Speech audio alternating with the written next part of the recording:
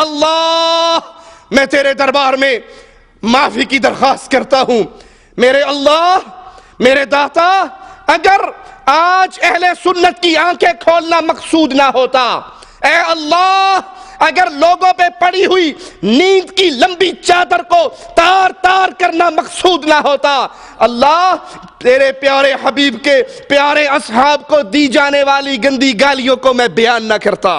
آج یہ عقیدے کا فرق ختم ہو گیا، یہ پیار و محبت کی دیواریں ٹوٹ گئی، نہ کوئی رشتہ کرتے میں دیکھتا ہے میں کس کو بیٹی دے رہا ہوں، یا نہ اپنی کمپنی کا، اپنی جماعت کا لیڈر بناتے ہوئے دیکھتا ہے میں کس جماعت کے ساتھ چل رہا ہوں۔ صحابہ کرام کی محبت کا درد لوگوں کے دلوں سے نکل گیا ہے۔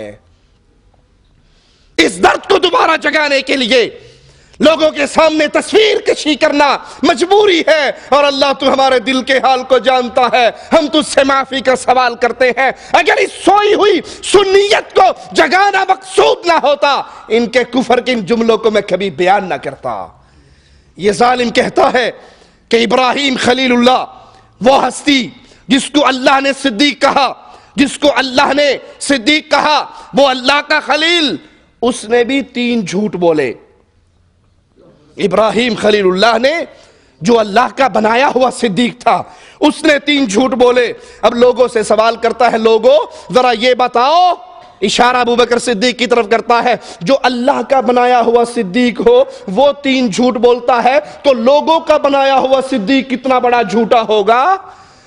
کہ اللہ کی نظر میں ان 4 کے سوا اور کوئی صدیق نہیں تھا اللہ کی نظر میں۔ اب ذکر ان کو کرنا، ذکر ان کا کرنا ہے، اب ذکر ان کا کرنا ہے جو اللہ کے نظر میں صدیق ہو، مسلمانوں کی نظر میں نہیں۔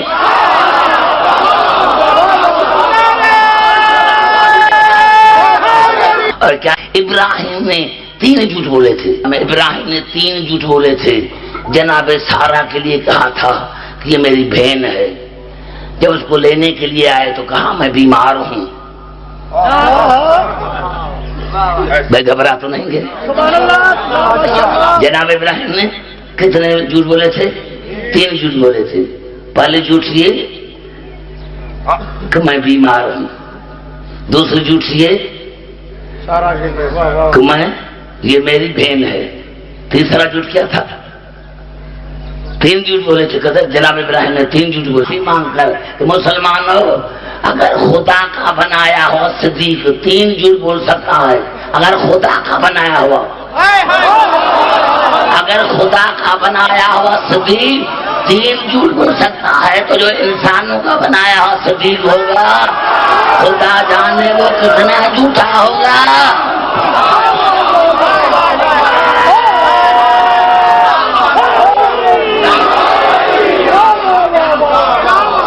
انا للہ و انا الیہ راجعون، انا للہ و انا الیہ راجعون۔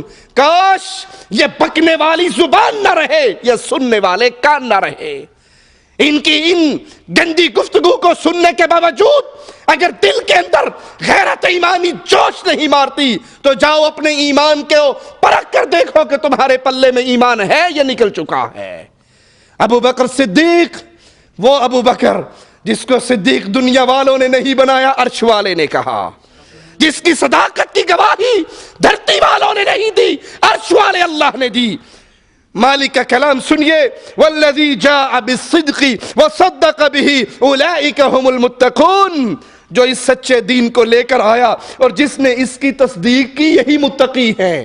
دین کو لایا کون؟ محمد رسول اللہ صلی اللہ علیہ وسلم۔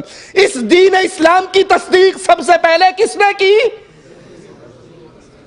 ابو جہل نے تو کہا تھا، ابو بکر کیا کوئی رات کے 1 پہر میں بیت اللہ سے بیت المقدس، بیت المقدس سے آسمانوں پر، آسمانوں سے جنت کی سیریں کر کے واپس آ سکتا ہے؟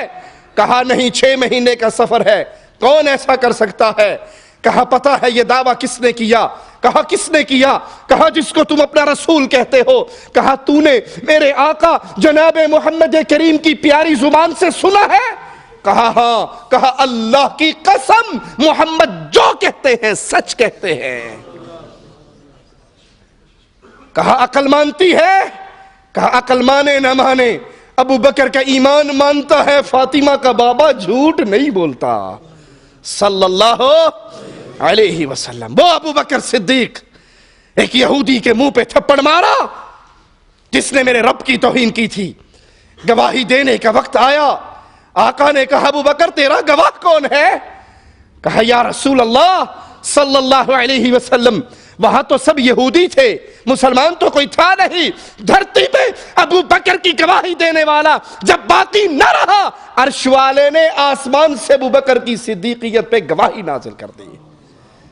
صدیق صدیق جس کو رب نے کہا، صدیق صدیق جس کو مصطفیٰ نے کہا، میں بھی کہتا ہوں وہ صدیق صدیق صدیق ہے، جو نہ مانے وہ زندیق زندیق زندیق ہے۔ میرے مصطفیٰ کے پیارے صحابہ کو گالیاں دینے والوں، یہ فیصلہ تو قیامت کے دن ہوگا کہ تمہارا ٹھکانہ کن کے ساتھ ہوگا۔ اے اللہ، جو دنیا میں ابو بکر عمر عثمان و علی کے دشمن ہیں، ان کو ان کے سب سے پہلے دشمن ابو جہل کے ساتھ اکٹھا کرنا۔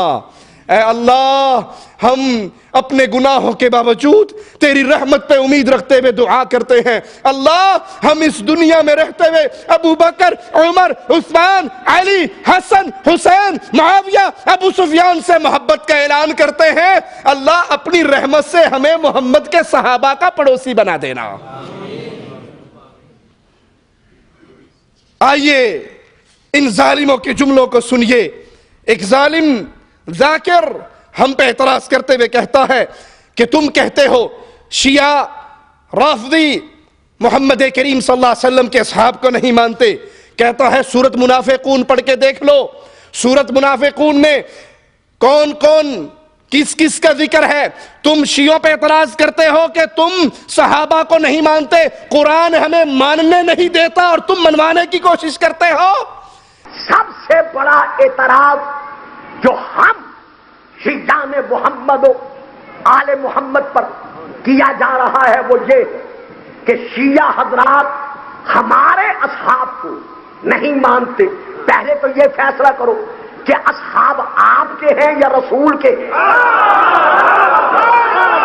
اور سورہ منافقون پڑھ کے دیکھ لیں کہ کتنا منافقوں کا ذکر قرآن میں موجود ہے۔ یار کمال ہے، منافق تھے کون؟ ہمیں کہتے ہو شیعہ صحابہ کو نہیں مانتے، اللہ ماننے نہیں دیتا، تم زبردستی بنواتے ہیں۔ ظالم منافقین، سورۃ المنافقون میں ذکر تو منافقوں کا ہے، وہ مومن نہیں تھے، صحابہ مومن تھے، مدینے میں گروہ تھے، ایک منافقوں کا گروہ، ایک اہل ایمان کا گروہ، منافقوں کے گروہ کو منافق کہا جاتا ہے، مومنوں کے گروہ کو صحابہ کہا جاتا ہے۔ وہ اصحاب محمد جو حالت ایمان میں محمد کریم کے پیارے چہرے کا دیدار کرے اور اسی ایمان پہ فوت ہو جائے، اس کو مومن کہا جاتا ہے۔ فاضل علوی علیہ من اللہ ما یستحق، وہ ظالم صحابہ کی توہین کرتے ہوئے کہتا ہے کہ تم کہتے ہو نبی کریم صلی اللہ علیہ وسلم پر سب سے پہلے بچوں میں علی ایمان لے کر آئے، بوڑھوں میں ابو بکر عمر عثمان ایمان لے کر آئے۔ کہتے ہیں علی کو تو رہنے دو، وہ تو بچے تھے، ابو بکر عمر عثمان جب یہ ایمان لائے ان کی عمریں 60 40 اور 48 سال۔ صحابہ کی توہین کرتے ہوئے آنکھوں کے اشارے سے مجمع کو اس کفر پہ راضی کرتے ہوئے کہتا ہے جو 60 40 48 سال کی عمر میں ایمان لائے پہلے کیا تھے؟ پہلے کافر تھے نا، مقصود اس کا یہی تھے۔ اور پورا مجمع دشمنی صحابہ پہ کھڑے ہو کے نعرے لگاتا ہے۔ بزرگوں میں ایمان لانے والے حضرت ابو بکر رضی اللہ تعالی عنہ تھے، جوانوں میں ایمان لانے والے حضرت عمر بن الخطاب تھے، درمیانوں میں ایمان لانے والے حضرت عثمان غنی تھے، اور بچوں میں ایمان لانے والے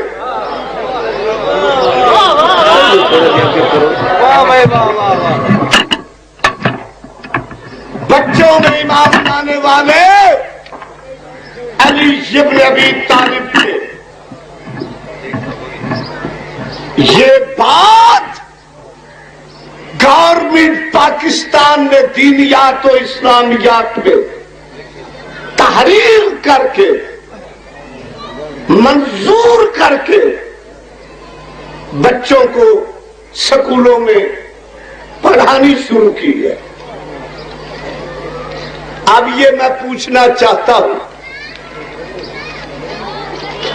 کہ بزرگوں میں جو ایمان لائے تھے ان کی عمر شریف کتنی تھی؟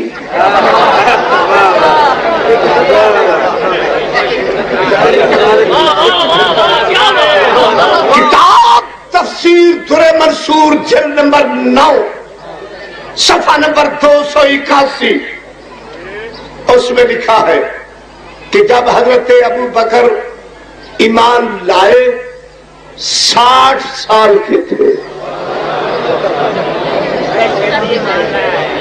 اور حضرت عمر 40 سال کے، حضرت عثمان 48 سال کے، علی 10-11 سال کے۔ وہ تو بچے تھے، انہیں تو رکھے نا ایک طرف سویٹ ہارٹ۔ فاضل یہ پوچھتا ہے کہ جنہوں نے 60, 40, 48 سال میں کلمہ پڑھا، بتا سکتے ہو یہ پہلے کیا تھے؟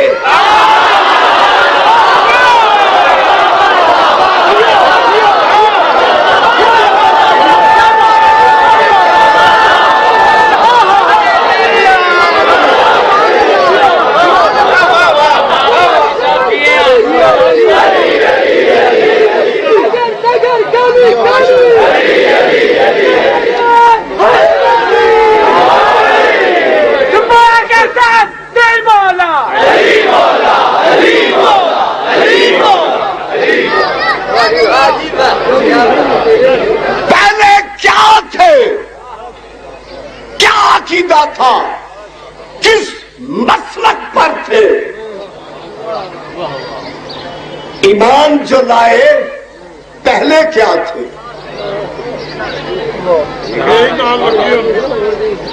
ابھی رزلٹ دیتا ہوں۔ مولا تورات پڑھوں، انجیل پڑھوں، زبور پڑھوں کہ قرآن پڑھوں؟ فرمایا سب میں سے تھوڑا تھوڑا پڑھ کے سنا۔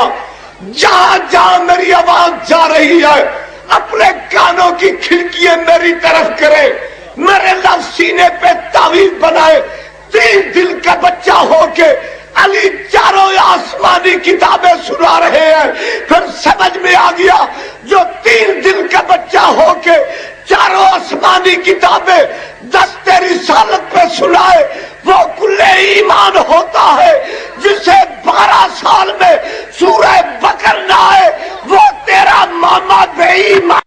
میں کہتا ہوں اگر تمہیں یہ اعتراض ہے کہ یہ پہلے کیا تھے اور بعد میں مسلمان ہوئے، تمہارا دعویٰ ہے، ہمارا نہیں، کہ علی کے بابا ابو طالب بھی مسلمان ہو گئے تھے۔ ہمارا ایمان و عقیدہ ہے کہ ابو طالب کو کلمہ نصیب نہیں ہوا تھا، وہ مرتے ہوئے کفر پہ مرا تھا۔ احمد رضا خان بریلوی نے باقاعدہ اس پر ایک رسالہ لکھا کہ ابو طالب کو مرتے ہوئے کلمہ نصیب نہیں ہوا، وہ حالت کفر میں ہوا۔ اگر ایک لمحے کو ہم تمہارے اس جملوں کو مان بھی لیں کہ ابو طالب نے کلمہ پڑھ لیا تھا، جو اعتراض تم ابو بکر، عمر، عثمان پہ کرتے ہو کہ یہ پہلے کیا تھے، تو علی کے بابا پہلے کیا تھے؟ نبی کے چچا عباس بعد میں مسلمان ہوئے۔ اس بنیاد پہ میرے نبی کے 3 خلفاء کی توہین کرنے والوں عباس کو کیا کہو گے؟ یہ وہ تھے